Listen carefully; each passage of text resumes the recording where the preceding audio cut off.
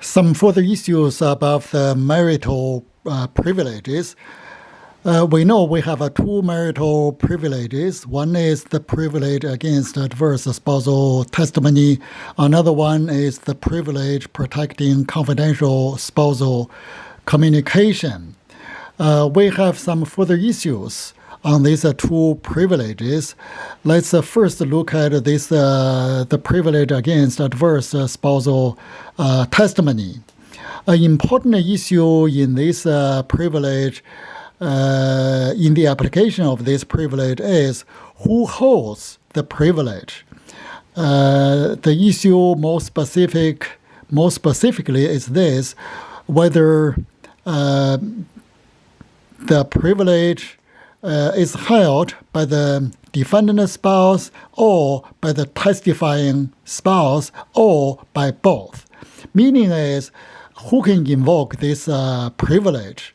We know whether, if we say, we know there's whether who is holding the privilege. This is a very significant issue, because if we say the defendant spouse and also the testifying spouse both hold the privilege, that means both can invoke the privilege. Meaning is, suppose we have this husband and wife, and the husband is on trial, and what if the wife would say, I want to testify against my husband? So in this situation, if the defendant also holds the privilege, the defendant can actually invoke the privilege to prevent the wife from testifying. But if we say the defendant does not hold the privilege is only held by the testifying spouse. And then if the wife would say, I want to testify my husband, and then the defendant cannot invoke the privilege to prevent her from testifying. So we know the issue who holds the privilege is a very significant issue. At common law, that was in the past for a long time. At common law, both spouses held the privilege, meaning is both defendant spouse and the testifying spouse may invoke the privilege. But that is no longer the law. That was in the past. We know we have this U.S. Supreme Court decision, that is Trammell versus United States. And in this case, the husband and wife, they were both involved in this drug trafficking, but the prosecution put the husband on trial. And then the prosecution made a deal with the wife, so the wife the wife agreed to testify against her husband, against the defendant. So the defendant wanted to invoke the privilege to prevent his wife from testifying. And then this case eventually went to the U.S. Supreme Court. In this case, the U.S. Supreme Court changed this long-time common law rule, because we know under this common law rule, both spouses may invoke the privilege. But in this Trammell versus United States, the Supreme Court said only the testifying spouse holds the privilege. Meaning is, only the testifying spouse may invoke the privilege to decline to testify.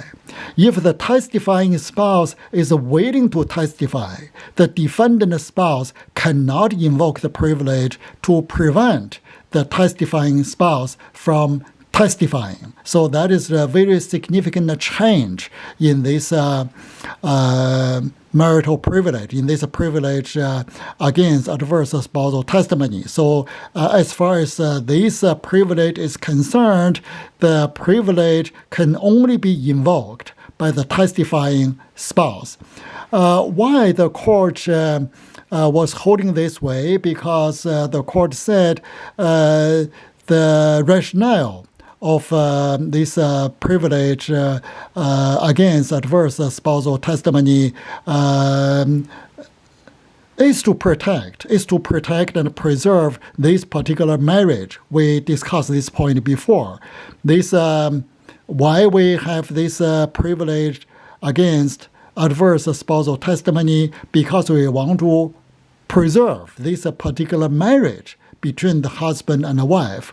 And then the court said, if that is the rationale, now if the wife is already waiting to testify against her husband, that means this marriage is already in disrepair.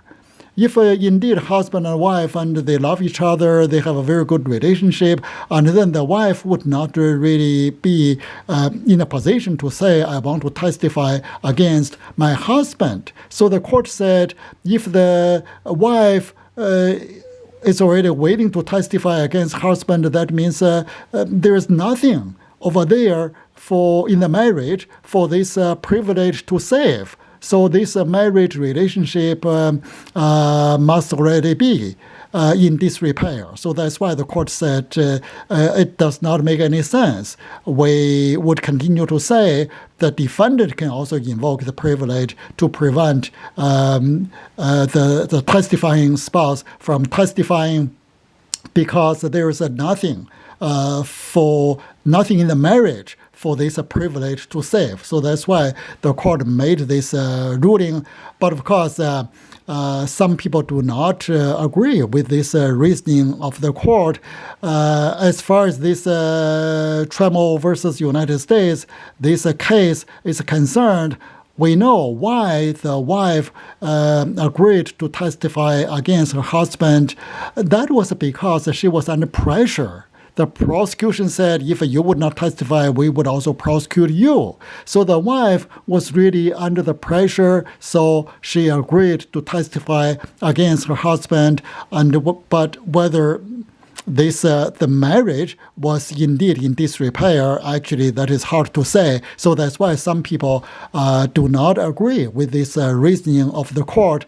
But regardless, whether we agree or we do not agree with the reasoning of the court, after this Trammell versus United States, the law is only the testifying spouse may invoke the privilege. The defendant spouse can no longer invoke the privilege. That is a very important point for us to take note.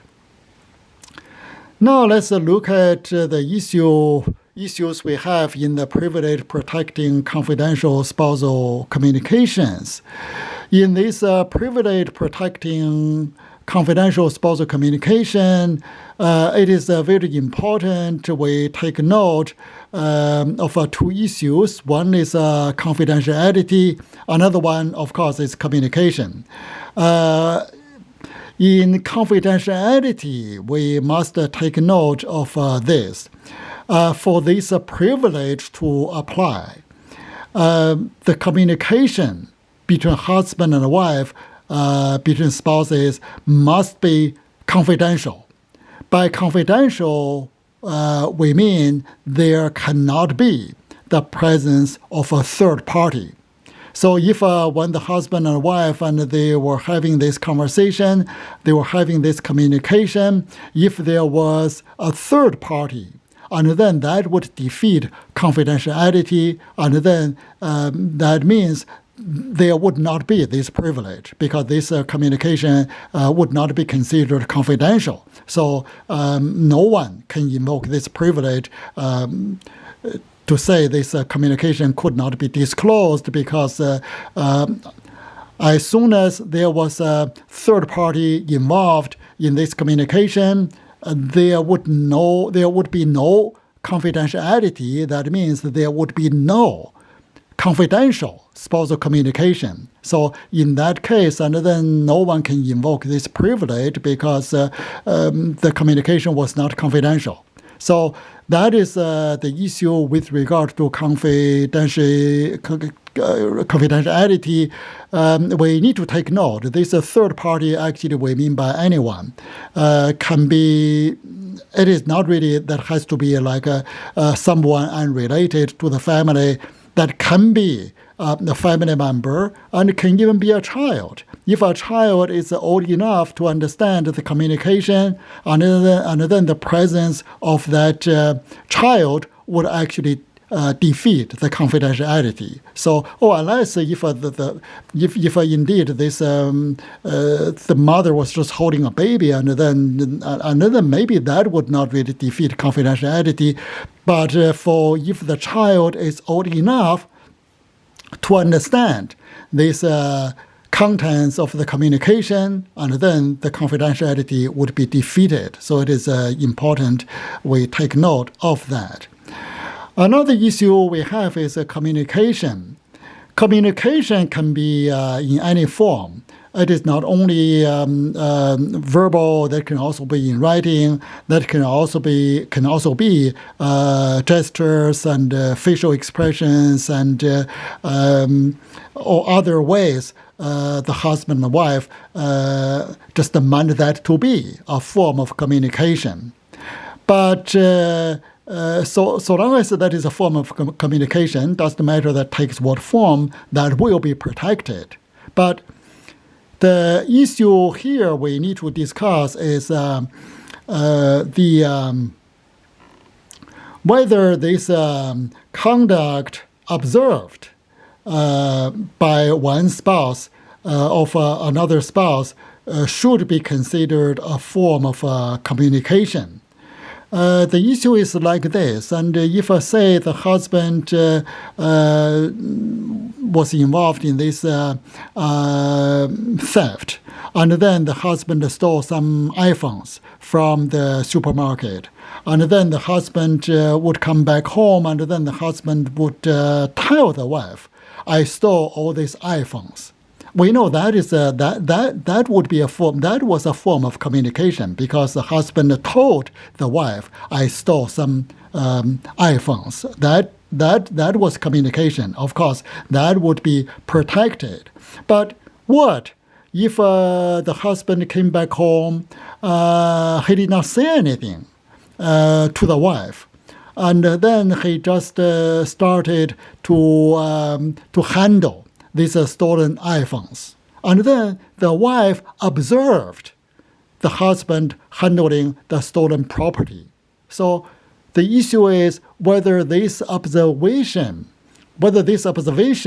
made by the wife should be considered a form of communication. Meaning is, if later, if the husband is brought to trial, whether the prosecution may ask the wife to tell the court what she has observed. Meaning is, she observed the husband handling the stolen property.